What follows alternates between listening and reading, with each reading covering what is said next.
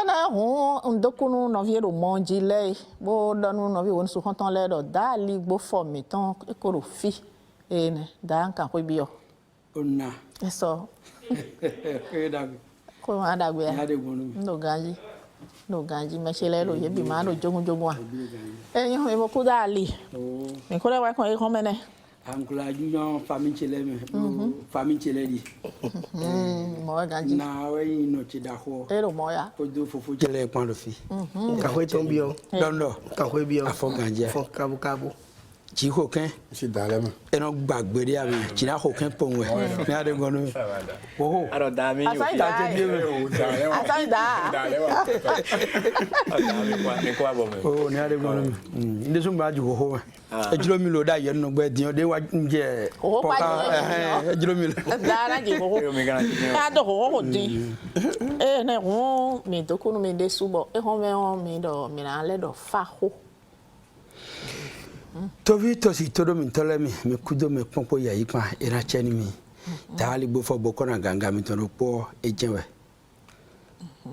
ruwa aklangpa ayami dapaton unoga kendo pezewe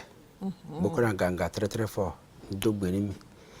era chen do po mi to podo todo mi pa choni mi na be fa ho me na che me we ero homla Chetura club ku dafli gbe lo futi fu gba bla kan ya ku fu me jogbe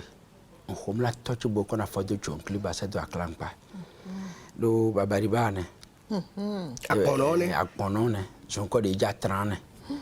e do se do me fi gbe dia e jo mi do dia bientôt 2 ans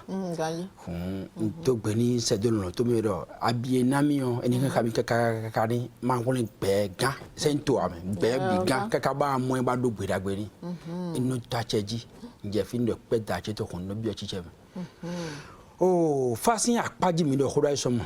bo mi ne so mi modo e to tagba pede ni mi do kho pe ya mi la do pede gbe do kan kho so we mi do dagbe tele do fame dagbe do fame on e do limite ya moto de ko to me on e do frontier no te do wa Jeffin de bo ro bi o to ma son po do nuwe ren bo mazo bo nazo me bo mokwe bo khokwe bo gba ndagbe nuwe ren bo masibo da ndagbe we nuwe ren bo do jidora e kun maji fi yo ndagbe we nuwe ren bo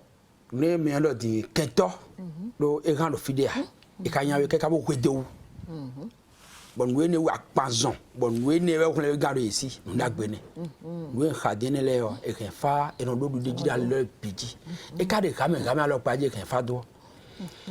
nu ko mi yoro fasinse e ngbe to agbe me fi lo ma sen fa ipa sikero awa gbe me aka tun gbe me awa atun ali na gbon wa e na blo nu bi kan ya san gbe o kan ya san de jolo we gbon de ama bi ogbo si ma o tu ego chobo wa e we kwesu gbe to agbe fi ni we wa jolo we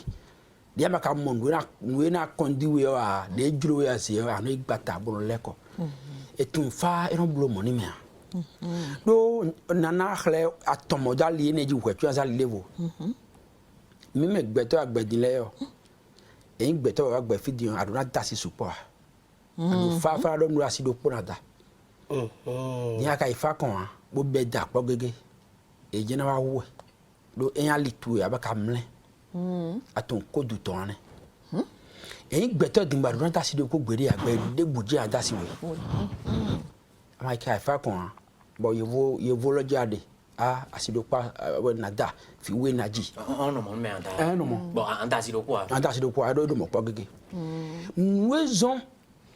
bo setwe ma ba fine jinde de mo buzo ni tolo ni hu we nwe e ma tun mo ba si we mo na da lo ka ida do po we consequence de me bo ma o tu bra ya da si we o ali jiro fogbon pe de di dokun ori ma o nawe ba je ba kada fidu do we mo asido po ase dade bugora me ne le o e na ko kento tu so ku madugu eni yi madugu enewe ma o mo bo mo do aduna dasi we alo atom we nu e do tovi we attend ne mo e mo mi na tere ku papa dion mi do ko gura do ya e ado venwe wole no me jido ko ntoro fine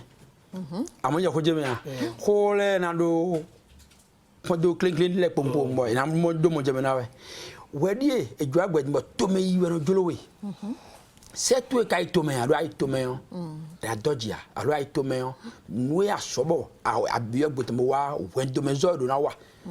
exemple a khosu do na do khatu enu ni de yen o dali bo fo mo da khosu to che me on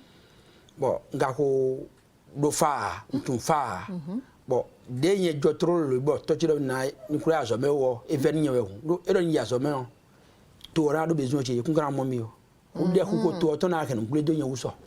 bo do gon mi ni bo ntun fa bo yo voto me ene no yibo no wadi o ya bon ko chi dombi parce que ka do ni we na da sun ko ina igbe bo na la be ni antena wa o we ne no me o we do khasa che ni jodo bo ase chet ntune akoba ke bi na fun bla mi de mo tun onana bo fi mon coton allo e to tundo a fi lo le ra chi o to ko kan fa to mo do atoko tonji bo to fi jawe le na no fi le le na chi ene wezon braze viodo ke mi ru no tin do bo to chi do ko do me na no egbegbe dion tro le venu me egbegbe don wa modo jide fa nu we ngba kwedo do nu atogo fa yen to do e kon de ka je fi egbedi ma ka fa kon na tun wa ko fa e awo vi ai satan e ro de me do aleji mo fi ba ifi lo do ya do mi no mla fa do gbanu gban nya chino jolodo chokoto wuli agbanli e pon me wu me no vi conseil de no vi tuwe to vi tuwe na nawe di na nawe maldo tuwe ta nyo wu bra do nya ton do blo le tuwe na gble yo e wa fa kon direct we na nawe e we zumo do e pon me wu me no vi chako no fa wa e do tijan bo zenu place ko bo ka kiti braze palo ko e kade wu fon gbe ne pacha ko e pacha mais so eso no so para de ko ya junior le bo zenu place ko bo ka kiti aze palo to se pe wa tellement un junjo mi debo kafa be do ko do ko ya to me e do ko wo me e do ko ko me aji dia su so ai junjo de boblo e do to segbezo bo hu de ko ya boli bo kun do to bo ko agbanle nu jiwu ne ai nuwe ma se dai ton do ko ma sara ito bo da je gbe de lo gbe fi a fabulu ba je e we fogbe ne bo no je mla fara o dai mi na numero do problème mi pa eyon dali go fo no kra vi vedo e do bi ba mi ya lo kan ti 95 50 0053 95 50 0053 akpa be go ko 97 72 58 80 97 72 58 80 humi do fa ko do wi amoja ko je be ya e gbeto di wa gbefi bo no danji wa so wa gbefi o fa sekpon we na do mu fa dia sen e we na do fodun le po ko so dan we nu we but dan do fine ka do iko duwe na wa no detest do dan lewe e no do kle dan lewe but dan we na e o fodun sakpata ji wa so mo wa fa sen we na do mu fodun khabi so ji aso wa fa sen we na do mu do ntezo mi tun wa but we nion dan po khabi so po sakpata po bia re ba kan e hodo ni lisa allo mo dudu afide rayi allo abi kusen we e ma resi nu we ne esi ma se a we nu maka ifa kon na tun wa ko fa enu bini mi do ai kun gbaji fi amoje ko je me a hun o endo me ro todo mi edion kege ton e na timbo mo je me ne le abude epede mo je me ne ka se we de gbedin se po wa so na bo pon so le ko ju lo gbesan to ka bo 30 ans 50 ans 60 ans do we le e bo di ene o de me bo pon ni 2 à 3 ans et la mode et do po awude o mi no ko satan o bo nkan na da mi sa yellow sefa fama ya wude no dona even tia even me agbe debu amo e kwedo fa nteba mi de kolenga amo fifa ma se po tagbade nu we ni jan kan ko bio dali bofo egbe lo di mo ka lo dali bofo mi wa iso mo yo mi do fa ko egbe je ne ko le fa ko te mo mi kan wa ro fa si an pa we mi no send me we mi no ten me we mi no do whatsapp ji mi lo do mo wa mi do ko ko to ina chenu mi to vi to yitoro mi tole na tun me kege tin mo to chumen le kun pom ye we ten we no je fa kan ji do touch bo ko na for do jon clip bagon la clan pas bodo khwelo do medi na te ro kheka na ngba khwa foto don ko do de do de me nous do femme piwe no blo no se no te no kan nous kala do femme boda vodun ye we jo amo do ai ngba lo ji fi boko do medo si me wisi wendo be bion leto aloto mo blo do fasin aliji blo tundo kunto me boko la ganga no do mi do fine coaching da aligbo fo vodun de pempo jo agbe sapata sita ablanu mo yin hunu do fineon e sin ko we da aligbo fo a khosu nko ti we ru akenegbe so zeyin mi abi o ton me e we hunu gan kendo poze we chinayon hun wen khan le bi ku yon sieze de me gbidi e blo na se ji wan me on we ba na se kan ko le bi ya e ka o ga biton wa ikun gbaji fi o ma wo je tatoué na kwedo bo yen ko sin akọ kham mesen le do na gbon ideleji o hun to che gan bo hun le gbe bi gan ni me di nu na bo sepon mi do yin to yon blo ma yon blo to we do kunde we yin so ntun tia to we do ntun hun ali je ka ho biam do na senfa bo akonche na senfa no e yin na bio me no ifahwe bo kono gbo na senfa be no dak pele do come bo no mu tekini e do jire fight tone me blo mole do fa me yi même jour bo twa ga kokko we o se fa ni bo se fa to ndo wa ikwe me ni le do fa me te fa même jour bo to te paro ko gbe po mo blo do ji jume me ni le do fa me ko to le enyan no jila do tan bo no modi yo do oto do e ma blo gbon ji yo e no sogbe ya exemple do no se numéro dion e composé ka bo fossé si vous le pouvez de me si que numéro que nous racontons et aussi là wa un jemmere voji dans les gouvernements numéro caractère vidéo 53 agmatoni ni move dion a solo 58 yo era konche ya hu gbeto si gbezan ato bo ma to choloji ya ni ekwe no kwindo poge de me na mo satisfaction na mo vivo na mo fifa we no me on me do mo gbo le na do fa kunu do dagbo fa kunu jonwo se ne pasa imo a me to gbo etun kodu ado ma de me on no me me ka blo mo na le na le wa mi kan kege ton ne ko no jira lo titengbe we so mo te bo do ko do fi bo si afode jibo ton do e jegbo mo e no resi mais le point c'est to gudo file total igbe bo le point ni on dali go fo juro me be na ami gon fite ka mo me ndalo kan ta di ka mo me de eyon dali go fo no karavi vedo en mon milieu à local 95 50 00 53 95 50 00 53 97 72 58 80 97 72 58 80 bon no karavi vedo me nya khosu da clan pa me si da clan pa no ya clan pa bono wa karavi wendi e we meri enyo dali go fo enyo ena chenu mi de suno bukono aganga fa ho mi ko level dodi o mi lo mi ha fa yo e do fa me yo na e do fa me e do mi na ha te wa fa te fa be je mi be di de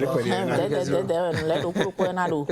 na do jije egudo we bo mi do kunu mi de subo le aisan mo mi do mo ja me pe do fa u e ho me jiyan pe le jeji ne pe le vo jeji bo ye mon kunu je do le e no nu e do fa na sen we e do fa na yi we o do e do afọ gege we no de na bo e no nu afọ di de na le yin do po we de me o fayi to yo eso gbe ane na we do gbezan to me ne bo e no nu e wa dali gbo fogbon gan e vla fo me ko ifa da yi we o wa dali gbo fogbon e ran na le dalo e kan le blodo ni e ma ka ko yi ya bo jona yi we yin o e wa da gan da na le vo sen fa nu me ma le to ha me mo we sin e yan hun mi to kunu mi de su no mi to kunu mi bo do o mi na le flin aloka on cleun chobo mi na do bo ibo anu mi 95 50 00 53 95 50 00 53 97 72 58 80 97 72 58 80 Tobito Sitoro mi tele mi fado sundopo o fari wa imo e ajagbe ma yo gbe me ni arengble o kunu ehin pori o ton ade ni a o fari wa imo e ajagbe ma yo gbe me ni arosuna o kunu ehin pori o ton aho o sato sanu ri wa imo e ajagbe ma yo gbe me ni arengble o kunu ehin pori o ton aho ko te ndo klendo game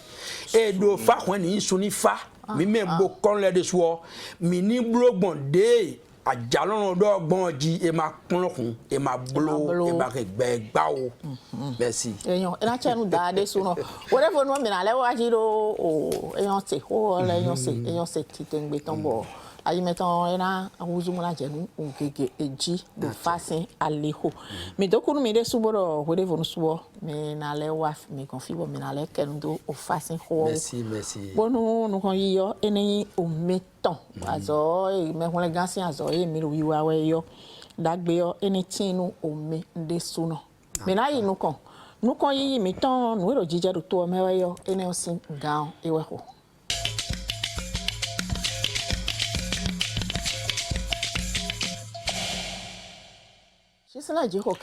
Bori konsin toho edonado nous kon dans les nous content et nous top la gan refuno d'Almeida et ça nous doit ressourcer